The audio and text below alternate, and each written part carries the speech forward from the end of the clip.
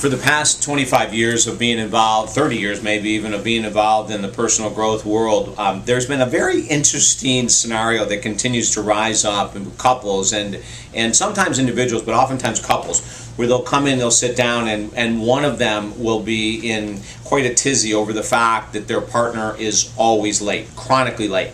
It doesn't matter if it's an incredibly important event or just something that they had planned on doing with no pressure whatsoever, that the lateness has become a huge issue in life. I've also worked with bosses and employees where the lateness has become such an issue that oftentimes the person is released, let go of. And I wanted to talk about some of the most basic causes of lateness, chronic lateness in people's lives. And I think many of you might find this interesting, and some of you may even be offended.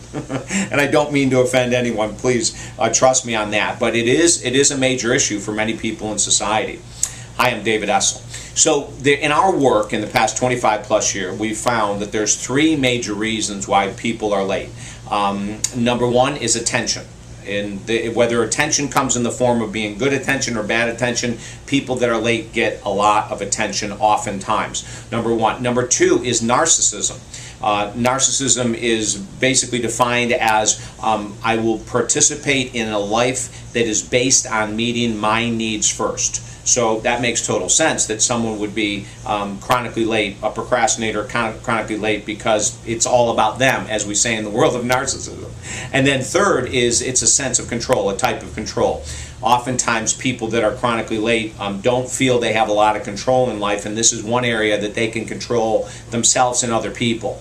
And I want to break down each of these a little bit more clearly so we have an understanding of it.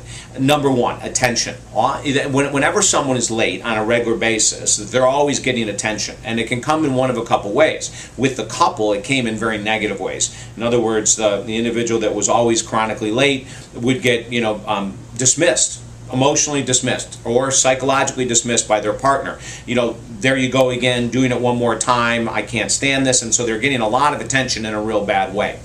Other times people that are chronically late get attention in a joking way. People go, oh, here she comes, once again, Miss Fashionably late, a half an hour after the party starts, everyone's going to be here for the surprise party, and you come in 30 minutes late, and people will sort of laugh about it. They get attention that way. So the person that's chronically late is getting attention either from a negative perspective or a positive perspective, if you want to look at it from a positive perspective. But either way, they're standing out. They're getting attention. And when we look back at early childhood for people that are chronically late, we often find that they did not get attention early in childhood because there were multiple children in the family, the parents divorced, the parents stayed together, but they probably should have divorced, so the child didn't get the attention. But they found and learned at a very early age that if they were always late, then they would get attention. And that's what children crave. Fast forward and the person's 20, 30, 40, 50, 60, 70 years old, they're still getting attention. And until they look at the core reason of why they're doing it, they'll probably do it until the day they die.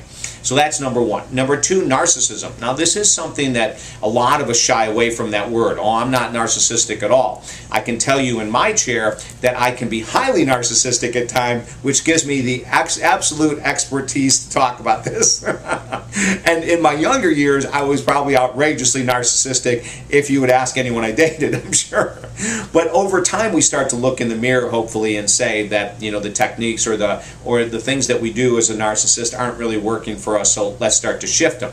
But the person who's chronically late could be highly narcissistic, meaning that they really don't care who else's schedule that is interfered with.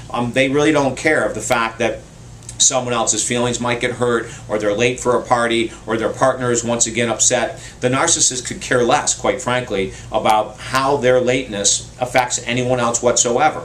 So they may even say, like, geez, I'm really sorry, I'm going to try to get better on this, but if they're past 20 years old and they haven't worked and changed their chronic lateness, then there's a good chance that there's at least part of the reason being narcissism. Is that, listen, the most important thing to me, honestly, is me. It's not you. So if I'm late for the date, if I'm late for work, if I'm late for whatever, you're just going to have to learn to live with it. And that's a very narcissistic approach to living.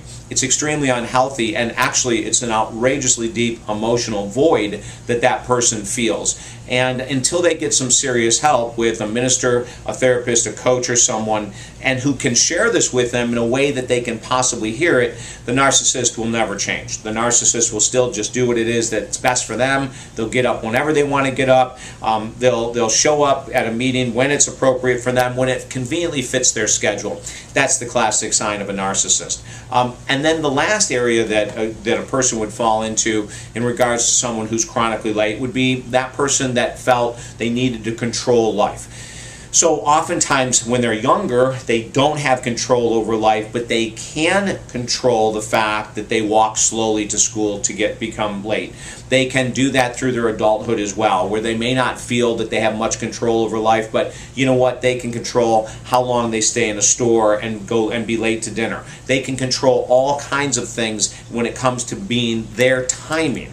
Now, you'll see a blending of these three things. You'll see a blending of narcissism, of control, and attention, and oftentimes that truly is the case. The person who is chronically late into their 30s, 40s, 50s, and beyond has found a way to be self-serving, the narcissism. They found a way to get attention that they may not get in another way, and they found a way to get control of certain circumstances when they feel out of control. Now, all these reasons seem really negative, and they are.